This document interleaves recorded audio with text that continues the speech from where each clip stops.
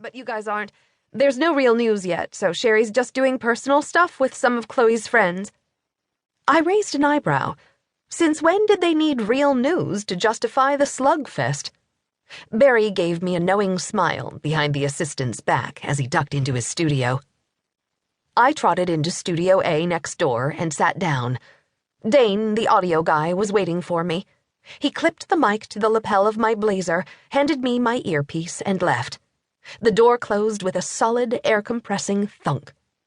When you see me on television, it looks like I'm sitting in some cool 26th floor office with a panoramic view of the Los Angeles skyline at sunset.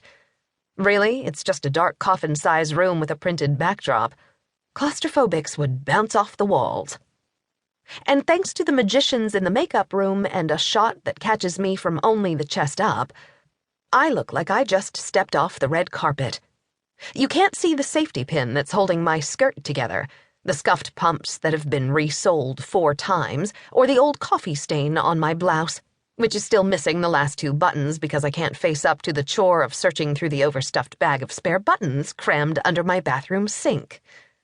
I pulled out my cell phone to do one last Twitter blast. I'm on live with Sherry, talking the Samron case, 14-year-old who shot her brother. Tune in.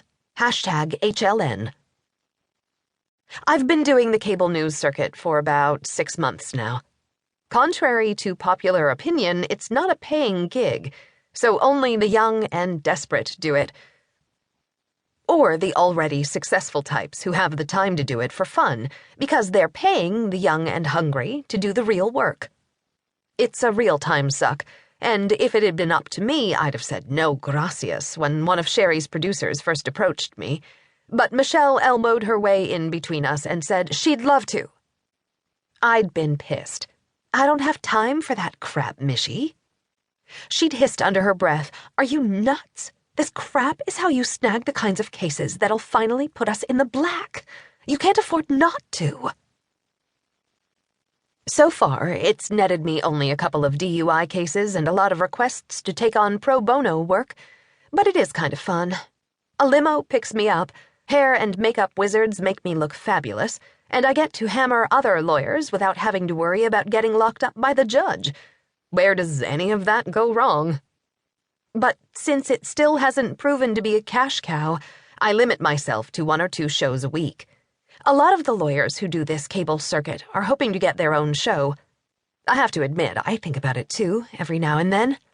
It'd be nice not to have to worry about whether I've got enough money to feed Beulah, my ancient Mercedes, who, in addition to having a rear passenger window that no longer rolls all the way up, and an ugly dent in the right rear fender, which coincidentally showed up the day a client got convicted of murder and his girlfriend threatened to kill me, is a gas hog.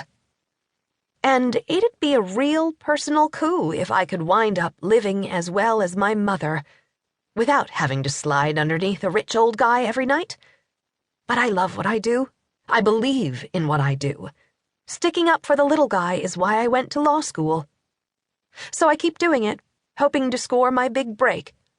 A shrink who was on one of the shows with me a few months ago said the real reason I did the cable circuit was because I needed to prove that I was somebody.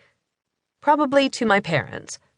I told the shrink I'd never met my father, and the only thing that would make my mother think I was somebody was if I married a rich somebody. And then I told him I thought he did these shows because he was a self-important asswaffle who probably got his degree from an online university in Belize. I hadn't meant to pop off like that. Not that it didn't feel good to take down that self-important, patronizing jackass. But I figured that was the end of my brief stint as a talking head. Which just shows how green I was. The producers booked me for 3 more shows on the spot. As I was finishing a tweet, Dane, the audio guy, spoke in my earpiece. "Could you give me a 10 count, Samantha?" "Sure." I counted to 10 while I scrolled through my Twitter feed. "Go get 'em, Samantha. #OneToughLawyer. Love you, Samantha. #OneHotLawyer. You're a cunt. #Samantha Brinkman's a whore. I retweeted the first 2 and answered the last. You're